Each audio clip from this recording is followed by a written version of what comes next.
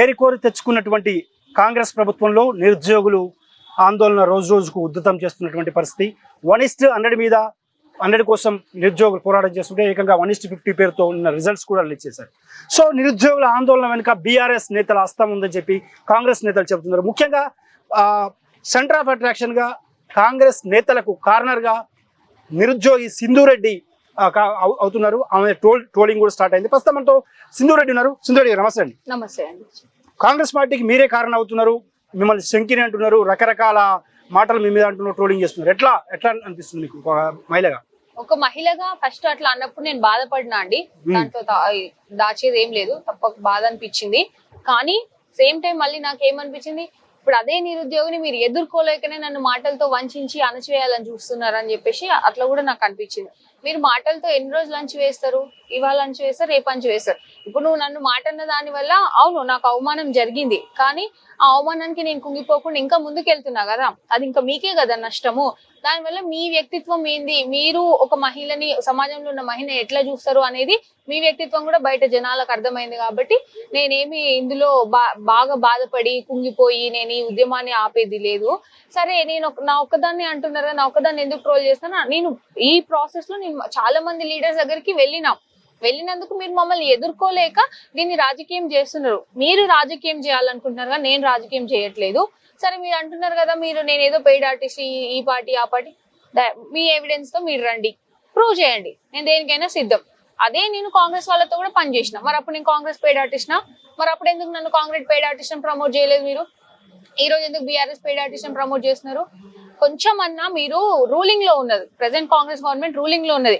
Congress official handles లో పెట్టింది ఇట్లాంటివి అనంటే, నిజాలు తెలుసుకోకుండా పెట్టింది అనంటే ఎంత నిజానికి దిగజారుతుంది అనేది ఇక్కడ వెరీ క్లియర్ గా కళ్ళకు కట్టినట్టు కనిపిస్తుంది. మీరు ఒక్కరే నిరుద్యోగులు, మీరు ఒక్కరే కారణం అవుతున్నారు? నేను ఒక్కనే కారణం ఎందుకు అవుతుందంటే, ఇప్పుడు అందరికీ అన్ని సార్లు కుదరదండి, ముందుకు వచ్చి ఫైట్ చేయడానికి కుదరదు.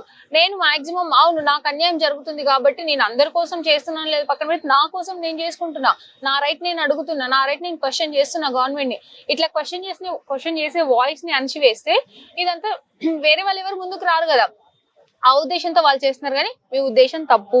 నన్ను అణచివేస్తే నా వెనకాల 10 మంది వస్తారు, నన్ను చూసి అరే ఈమెను అణచివేసారు కదా అని ఎవరు కామ్గా ఉండరు, ఇంకా 10 మంది పుట్టుకొస్తారు. అది మీకే లాస్ అవుతుంది తప్ప మాకేం లాస్ జరగదు. గతంలో మీరు చేసిన పోరాటాలకు కావచ్చు, ఉద్యమాలకు కావచ్చు, ఆందోళనలకు కావచ్చు, మద్దతు తెలిపినటువంటి కొంతమంది వ్యక్తులు, పేర్లు చెప్పదలుచుకోలేదు, సో వాళ్ళే ఇప్పుడు నిరుద్యోగులపై మళ్ళీ విమర్శలు చేస్తున్న పరిస్థితి. అదేనంటే ఇప్పుడు ఇంతకు ముందు అధికారం లేదు, ఇప్పుడు తేడా ఏంటంటే అప్పుడు అధికారం లేదు, ఇప్పుడు అధికారం వచ్చింది. అధికారంతో పాటు అహంకారం కూడా వస్తుంది అనేది ఈ విమర్శల వల్ల బయటకు వచ్చింది. అది మాకు క్లియర్ గా అర్థమైంది. కానీ ఇక్కడ మోసపోయేది ఎవరంటే మమ్మల్ని బంతిలాగా ఆడుకున్నారు, మీరు అవసరానికి వాడుకున్న తర్వాత పక్కన పడేసారు. కానీ ఇదే మేము తలుచుకుంటే మిమ్మల్ని ఎంతవరకైనా మేము కిందకి తీసుకొచ్చి కూర్చోబెట్టగలుగుతాం.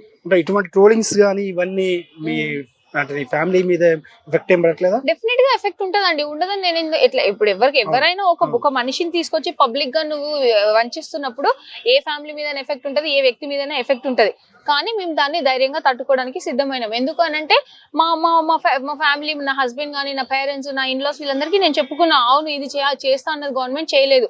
దానివల్ల మా పేరెంట్స్ అందరూ ఇది కాంగ్రెస్ వేస్ట్ గవర్నమెంట్ అనే దగ్గరకు వచ్చింది. దానివల్ల ఇప్పుడు నన్ను ఒక్కదాన్ని చేయడం వల్ల నా చుట్టూ ఉన్న 10 మంది నమ్మట్లేదు, గవర్నమెంట్ నమ్మకుండా పోయింది. అది ఎవరికి నష్టం? మీకే నష్టం జరిగింది కదా, నాకేం నష్టం జరగలేదే. నేను ఇట్లనే కంటిన్యూ, నేను క్వశ్చన్ చేయడం అనేది, నేను గవర్నమెంట్ నా హామీలు ఇచ్చే వరకు నేను ఖచ్చితంగా కంటిన్యూ చేస్తూనే ఉంటా. అంతేనా? మిమ్మల్ని అంటే మీరు బయటకు వచ్చి ధైర్యంగా మాట్లాడుతున్న మిమ్మల్ని భయపడితే మిగతా నిరుద్యోగులు సైలెంట్ అయిపోతారనా? అది వాళ్ళు అనుకున్నారు, కానీ అది నిజం కాదు. వాళ్ళు ఏం సైలెంట్ అవ్వరు. డెఫినెట్ గా వాళ్ళే ఇంకా ఇప్పుడు మీరు చేసినందువల్ల ఇప్పుడు నాకు సపోర్ట్ గా కొన్ని వందలాది వేల మంది నిరుద్యోగులు నాకు సపోర్ట్ గా మాట్లాడుతున్నారంటే నువ్వే నాకు ఇంకెక్కువ బలం ఇచ్చినట్టే కదా. ఈ రోజు గవర్నమెంట్ నాకు ఇంకెక్కువ బలం ఇచ్చింది తప్ప నేనేమి దీనివల్ల నాకు జరిగిన నష్టం ఏం లేదు, నేనేం కుంగిపోలేదు. కొంతమంది పెయిడ్ మనుషులతో బీఆర్ఎస్ నేతలు, ముఖ్యంగా కేటీఆర్ వెనుకుండి ఇదంతా ఆడిస్తున్నాడు అనేది కాంగ్రెస్ పార్టీ నేతలు చేస్తున్న విమర్శలు, మీరేమంటారు? ఆ విమర్శకు నేను ఒకటే చెప్తా, నువ్వు ఎందుకు ఇస్తున్నావు ఛాన్స్? కాంగ్రెస్ గవర్నమెంట్ ఛాన్స్ ఎందుకు ఇస్తుంది? వేరే ఎవరో వచ్చి మా వెనకాల నుండి నడిపించే ఛాన్స్ ఎందుకు ఇస్తుంది? ఫస్ట్ ఆఫ్ ఆల్ ఆ విమర్శ తప్పు, ఆ విమర్శ 100కి 100 తప్పు. ఒకవేళ నిజం అనుకున్నాగా నువ్వు ఎందుకు ఛాన్స్ ఇస్తున్నావు? ఇవ్వకుండా ఉండాల్సింది. మేము ఎన్నుకున్న గవర్నమెంటే కదా, నువ్వు చెప్పాల్సింది. నువ్వు మా సమస్యల్ని పరిష్కరించు. మేము ఎందుకు పోతాం? కేటీఆర్ దగ్గరికైనా ఎందుకు పోతాం? బీజేపీ వాళ్ళ దగ్గరికైనా ఎందుకు పోతాం? మాకు అవసరం లేదు. కానీ నీ అంతటా నువ్వే పోని ప్రోత్సహిస్తున్నావు కాబట్టి డెఫినెట్ గా నువ్వు ఇది ఎదుర్కోవాల్సి వస్తుంది. కేటీఆర్ లేడా? లేడు. పదే పదే బీఆర్ఎస్ నేతలను ఎందుకు కలుస్తున్నారు మీరు? బీఆర్ఎస్ నేతలు అవును, ప్రధాన ప్రతిపక్షం ఏముంది, మేము 2023లో బీఆర్ఎస్ ప్రభుత్వానికి అగేన్స్ట్ గా చేసినాం, ప్రొటెస్ట్ చేసినాం. ఆ రోజు మేము ఎవరిని కలిసినాం? ప్రధాన ప్రతిపక్ష నేత ఎవరున్నారు? పిసిసి అధ్యక్షుడిగా రేవంత్ రెడ్డి గారు ఉన్నారు. కలిసినాం కదా ఆ రోజు రేవంత్ రెడ్డి గారిని. ఆ రేవంత్ రెడ్డి గారే కదా మాకు హామీలు ఇచ్చింది. ఆ రేవంత్ రెడ్డి గారే కదా మనం ఎట్లా పోరాటం చేయాలి, ఎట్లా చేయాలి, ఏంది అని మా ముందుండి నడిపించింది. మరి ఆ రోజు ఎందుకు మాట్లాడలేదు? ఆ రోజు ఈ విమర్శలు రాలేదు కదా, ఎందుకంటే వాళ్ళకి ఇది అనుకూలం అవుతుంది కాబట్టి విమర్శించలేదు. ఇది ఇప్పుడు వాళ్ళకి అనుకూలంగా లేదు కాబట్టి విమర్శిస్తున్నారు. Very clear. మీరు ఉద్యోగ నియామకాలు జరగలేదు అంటున్నారు. వాళ్ళు 30,000 ఉద్యోగ నియామకాలు 1 month లోనే ఫిలప్ చేశాము, ఎల్బీ స్టేడియంలో నియామక పత్రాలు అందించామని కూడా రేవంత్ రెడ్డి, బట్టి విక్రమార్క లాంటి వారు చెప్తున్నారు. 1 month లో ఏ రకంగా 30,000 ఉద్యోగాలు నియమిస్తుందండి గవర్నమెంట్?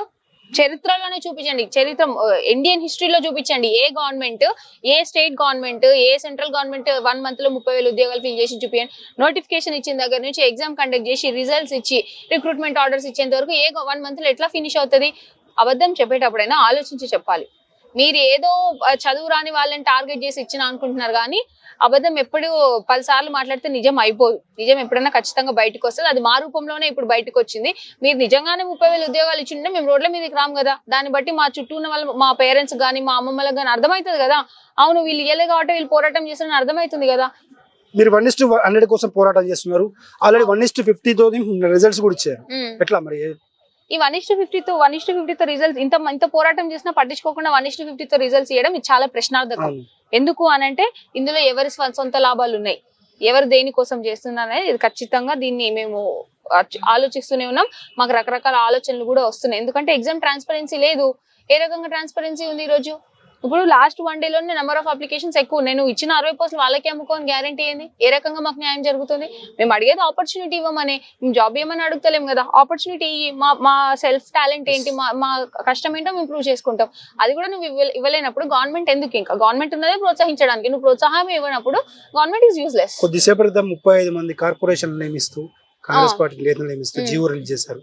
మీ ఉద్యోగ నియామకాలకు సంబంధించి నోటిఫికేషన్ ఇవ్వడానికి వచ్చిన అభ్యంతరం ఏంటి? లాంగ్ ప్రాసెస్ కదా. ఇప్పుడు వెరీ క్లియర్ అండి, కాంగ్రెస్ గవర్నమెంట్ 10 years నుంచి రూలింగ్ లో లేదు. ఇప్పుడు ఎంతసేపు వాళ్ళ పదవులు కాపాడుకోవాలి, వాళ్ళ చుట్టూ ఉన్న వాళ్ళకి పదవులు ఇవ్వాలి, ఇది తప్ప ఇంకో ఆలోచన లేదని కనిపిస్తుంది. నిజంగానే రెస్పాన్సిబిలిటీ ఉండుంటే ఈ రోజు మేము ఇట్లా రోడ్ల మీదకి వచ్చే వాళ్ళం కాదు. ఈ రౌండ్ టేబుల్ కాన్ఫరెన్స్లు ఇవన్నీ పెట్టుకోవాల్సిన అవసరం మాకు ఉండేది కాదు. కానీ వాళ్ళు చూపిస్తున్నారు, మీ ఇష్టం, మీరు ఏమైనా చేసుకోండి, మా పదవులకి మేము దీనికే పనిచేస్తాం తప్ప మేము ప్రజల కోసం పనిచేయమనేది క్లియర్ గా చూపిస్తున్నారు. మార్పు వస్తుంది అన్నారు. ఇంత దరిద్రమైన మార్పు వస్తుంది అనేది మేము మార్పు కావాలి, మార్పు రావాలని అనుకున్నాం. అదే పిచ్చోళ్ళం, మేము పిచ్చోళ్ళం అయిపోయినాం. ఇప్పుడు అంత కష్టపడి చేసినందుకు మాకు తగిన శాస్తి జరిగిందని మాకు అనిపిస్తుంది. ఏడాదిలో 2 లక్షల ఉద్యోగాలు ఇస్తామన్నారు, జాబ్ క్యాలెండర్ ఇస్తామన్నారు. ఇప్పుడేమో నిన్న రేవంత్ రెడ్డి మాట్లాడుతూ కొంతమంది సంఘాలతో సమీక్ష నిర్వహించినప్పుడు జాబ్ క్యాలెండర్ అసెంబ్లీలో చర్చించి నిర్ణయం తీసుకుంటామన్నారు. జాబ్ క్యాలెండర్ ఇవ్వడానికి అసెంబ్లీ ఏమొస్తుంది? ఫస్ట్ వాళ్ళు ఇచ్చిన స్టేట్మెంట్స్ మీద వాళ్ళ క్లారిటీ లేదండి. ఒక మినిస్టర్ అంటాడు మేము ఆల్రెడీ చీఫ్ మినిస్టర్ అంటే మేము ఆల్రెడీ జాబ్ క్యాలెండర్ ఇచ్చామని ఎంపీ ఎలక్షన్స్ ముందు చెప్పిండు. మొన్న మేము రోడ్డు మీదకి వచ్చినప్పుడు తొందరలో జాబ్ క్యాలెండర్ వస్తుందని ఒక ఆయన అంటాడు. ఒక ఆయన ఆలోచిస్తున్నాం చూస్తామని ఒక ఆయన అంటాడు. ఇంక మళ్ళీ చీఫ్ మినిస్టర్ వచ్చి అసెంబ్లీలో చర్చించిస్తాం అంటాడు. మళ్ళీ మొన్న న్యూస్ అయింది, మళ్ళీ వారం రోజుల జాబ్. అసలు ఫస్ట్ మీరు క్లారిటీ తెచ్చుకోండి, జాబ్ క్యాలెండర్ మీద మీరు క్లారిటీ తెచ్చుకోండి. మేము ఇప్పుడు ఏమంటారు ఫాస్ట్ గా జాబ్ క్యాలెండర్ ఇవ్వమని మేము అడగట్లే. ఆలోచించి నెమ్మదిగా నిదానంగా ఇవ్వండి, మేము దానికి వెయిట్ చేస్తాం. దానికి మీ మీద ఏం తిరగబడం, ఇది చెప్తున్నాం మేము. అంతే తప్ప ఇప్పుడు అది పక్కన పెట్టి ఇప్పుడు అది చేస్తే ఇది సైలెంట్ అయిపోతారు అని అనుకుంటున్నామో అదే ఇదే. మేము ఖచ్చితంగా మా క్లారిటీ ఉంది, కానీ మీ క్లారిటీ లేదు. సో ప్లీజ్ మీరు క్లారిటీ తెచ్చుకోండి అని చెప్తున్నాం. ఎమ్మెల్సీ బల్మూరు వెంకట్ డిఎస్సికి సంబంధించిన షెడ్యూల్ ను, డేట్స్ ఆయనే కన్ఫర్మ్ చేశాడు. ఆయనకు కోచింగ్ సెంటర్ నిర్వాహకుడు సపోర్ట్ చేశాడు అనేది ఒక వీడియో కూడా ఆయన స్వయంగా రిలీజ్ చేశారు. సో దాన్ని ఎట్లా చూస్తారు? ఆయన టీఎస్పీఎస్సీ మెంబర్ కాదు, చైర్మన్ కాదు, అందులో పార్ట్ ఆఫ్ కాదు. ఇప్పుడు నేను అంటున్నా, ఇప్పుడు ఒక ప్రైవేట్ పర్సనల్ ని గవర్నమెంట్ బాడీలోకి ఎంటర్ చేపించినారు అని అంటేనే మీ గవర్నమెంట్ ఎంత వీక్ అనేది అర్థమవుతుంది. ఒకవేళ ప్రైవేట్ పర్సన్స్ మాటలు వింటారు అన్నప్పుడు అదే మేము మా మాటలు ఎందుకు వినట్లే, మా డిమాండ్స్ ఎందుకు వినట్లే? ఇప్పుడు మీ విషయానికి వచ్చేటప్పటికి టీఎస్పీఎస్సీ ఇండిపెండెంట్ బాడీ, మళ్ళీ మేము ఏదైనా అడిగేటప్పటికి ఏమంటారు దాని డెసిషన్స్ అదే తీసుకుంటుంది అంటారు. మీ ఇన్ఫ్లుయెన్స్ మాత్రం మీరు వాడొచ్చు. నాకు అర్థం కాదు, బల్మూరు వెంకటకి ఏం పని అండి? పొద్దున్న లేసి మహేందర్ రెడ్డి చుట్టూ మాట్లాడడం, ఉమెన్ రిజర్వేషన్స్ రిలేటెడ్ ఇష్యూస్ లో కూడా బల్మూరు వెంకట ఏలు పెట్టిండు. ఆయన ఉమెన్ రిజర్వేషన్స్ కంప్లీట్ గా అప్ టు 33% ఫిల్ అవ్వకుండా చూస్తున్నాడు. ఆ ఇష్యూ కూడా మేము నెక్స్ట్ టేకప్ చేస్తాం, దాన్ని కూడా వదిలిపెట్టేది లేదు. నీకు అంత ఉన్నోడివి అయితే మాతో చర్చించి పెట్టు, నువ్వు ఆయన మాటలు వినేదేంది? అంటే మీరు ఒకటే కదా, మేము పిచ్చోళ్ళం అవుతున్నామా? ఇప్పుడు మా కోసం మేము ఫైట్ చేసినప్పుడు మాది తీర్చండి ఫస్ట్.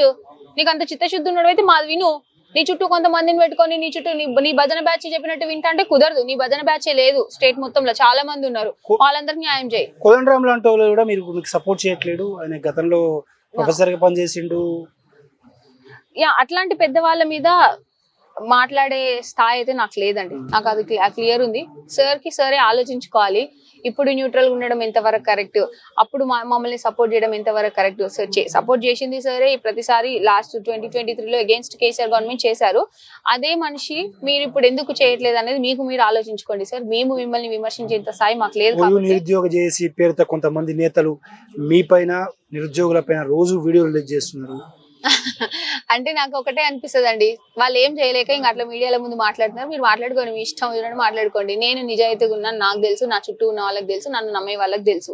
నా మీద ఏదో బురద చల్లాలని చూస్తా అనుకుంటే బురద చల్లండి, దాంతో నాకు ఫైనల్ గా చెప్పండి, ఇప్పటి వరకు మీ పోరాటం కొనసాగిస్తారు? ఎందుకంటే గత ప్రభుత్వంలో కానీ తెలంగాణ రాష్ట్రం ఏర్పడిన దగ్గర నుంచి కూడా నిరుద్యోగులు తమ ఆందోళన ఉద్యోగ నియామకాల కోసం ఆందోళన చేస్తున్నారు. ప్రస్తుతం మీరు ఏ రికార్డు తెచ్చుకున్న ప్రభుత్వంలో కూడా అదే సిచ్యువేషన్ ఉంది. ఎప్పటి వరకు కొనసాగిస్తారు ఈ పోరాటం? మా డిమాండ్స్ ఫుల్ఫిల్ అయ్యేంత వరకు మేము చేస్తామండి. ఇక్కడ కాకపోతే ఢిల్లీకి పోయినా మేము చేస్తాం. దాంట్లో మేము వెనక్కి తగ్గే ప్రసక్తి లేదు. తప్పకుండా కంటిన్యూ చేస్తాం. ఎందుకంటే మీరు ఇచ్చిన హామీలే మేము అడుగుతాం, కొత్త హామీలు మేము అడగట్లేదు. కాబట్టి మీరు చేయాల్సింది, మీకు ఇంకో ఆప్షన్ లేదు. అది చేయకపోతే మేము ఖచ్చితంగా కంటిన్యూ చేస్తాం. Thank you. Thank you.